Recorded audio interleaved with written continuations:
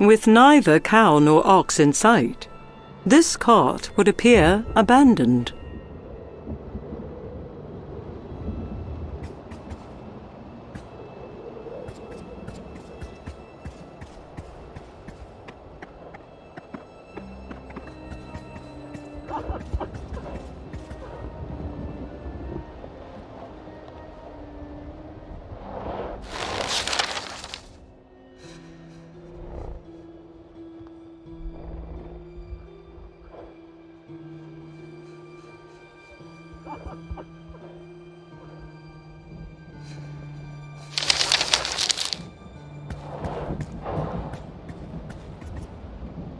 This woman could not outrun the horror that pursued her and transformed her flesh to stone.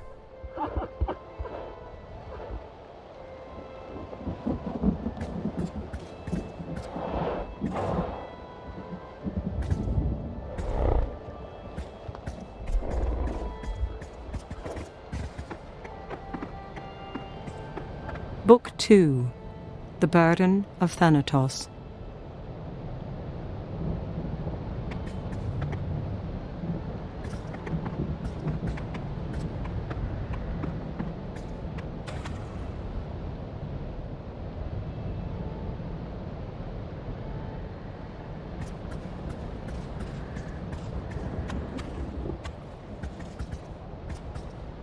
This simple farmer looks to have put up a fight, albeit in vain.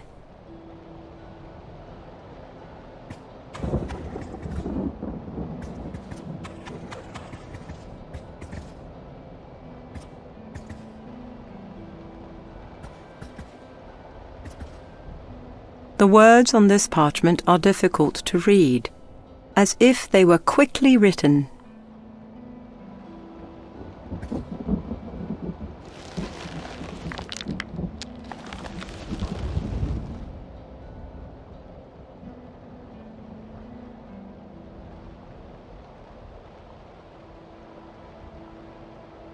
"'Tis a note written on parchment. It reads, 'Elhood, the coals were unfit for the forge. Take care with the wood, you let it burn too high. Dirt first, then fire. See Sophos the shearer for kindling. Leonidas.'"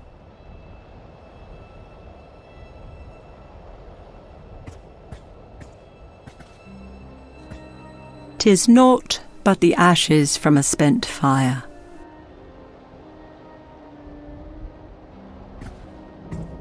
The handle and shaft of this simple shovel are made of walnut, its blade of pitted iron.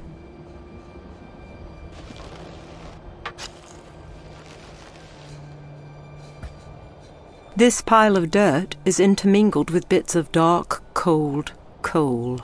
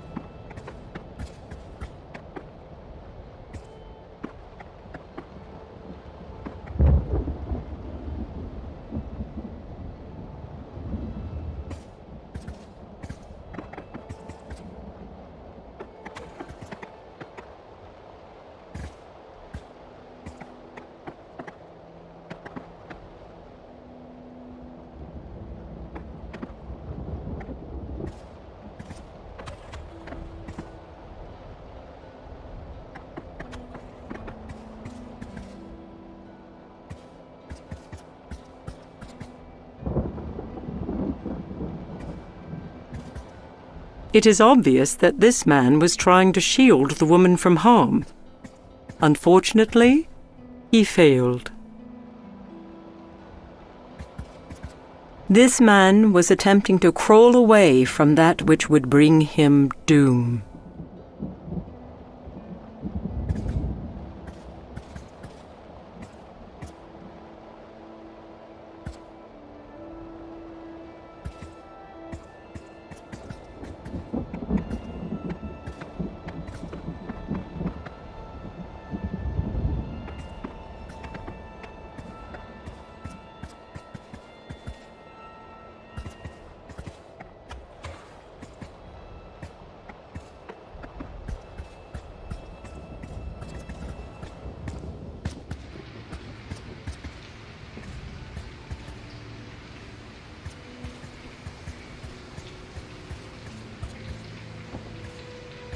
This stone is bereft of markings, offering no explanation for the small depressions set into its surface.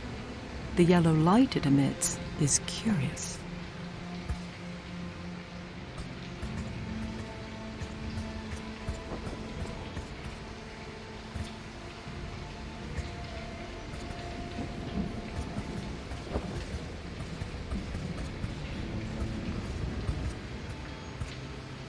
The great statue of Hades, god of the underworld, lies still and dormant.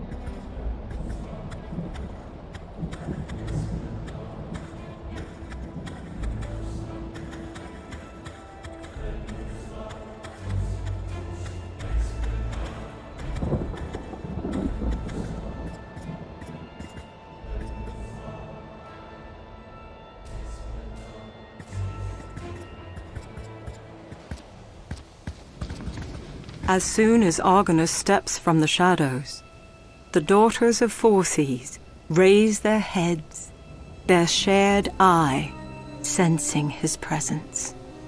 One of the Grey Witches lifts her frail arm and gestures. Immediately, the world begins to swim, and the sailor of the Argo finds himself elsewhere.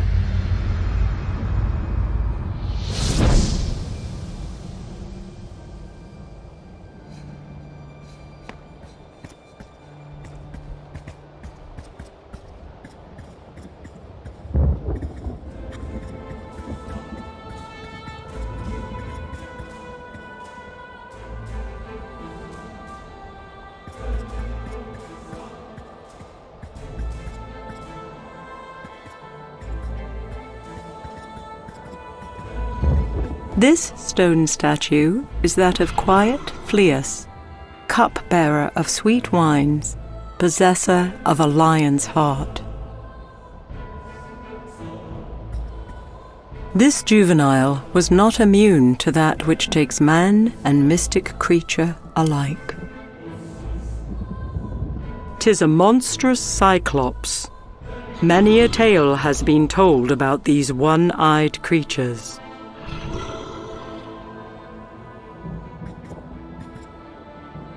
Before Argonus can take another step, the Cyclops lumbers toward the sailor, blocking his way. A low growl flows from clenched teeth, its meaning clear. Do not approach the petrified juvenile.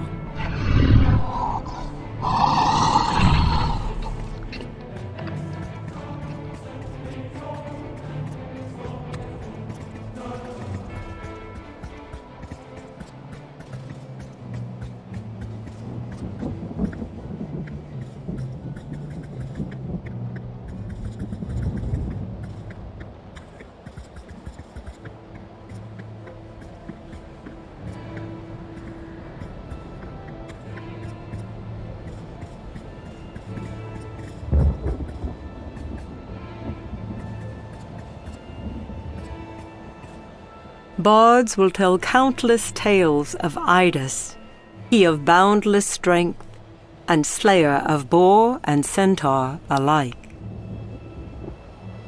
Buttes, kinsman and falconer, is no more. The land of Tegea has lost a favoured son.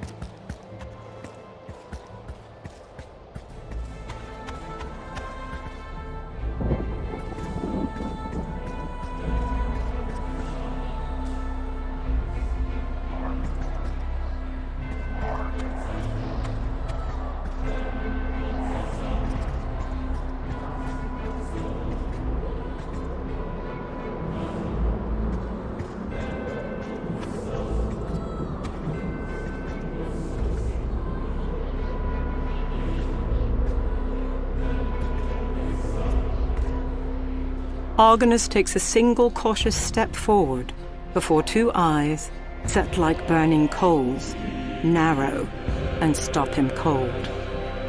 The Daimon's grotesque head regards the sailor.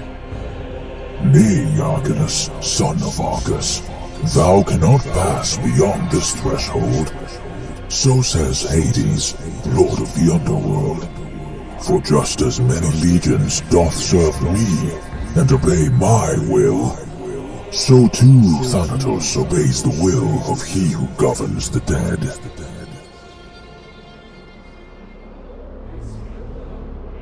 Enveloped in smoke, laced in poison, a massive creature bars entrance to the stone path ahead.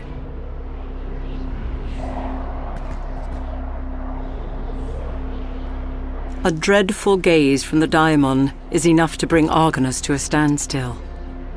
Razor-sharp teeth part as it addresses the sailor. I admire thy tenacity, Argonaut, but only my lord Hades can command Thanatos to stand aside.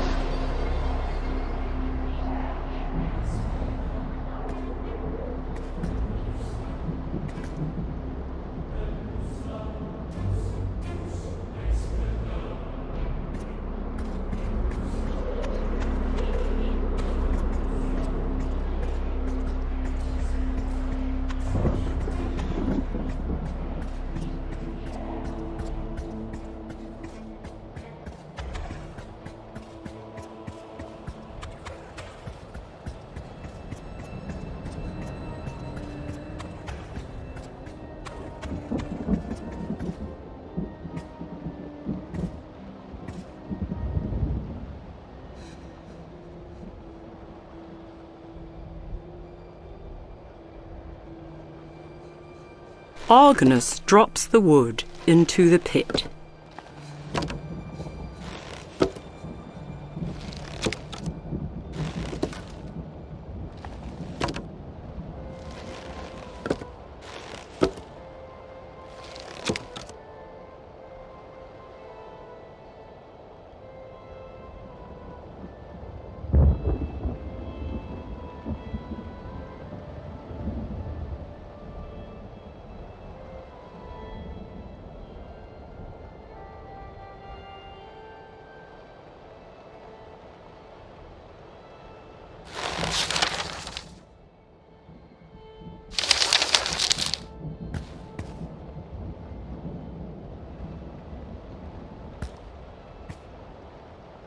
This pile of dirt is intermingled with bits of dark, cold coal. Argonus sets the shovel to dirt again and again until the planks are completely covered.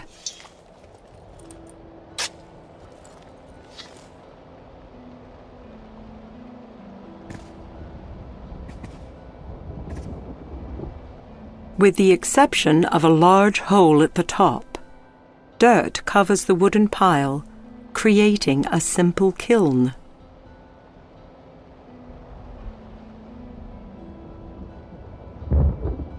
It takes only a single strike of steel on flint to produce a fine flame.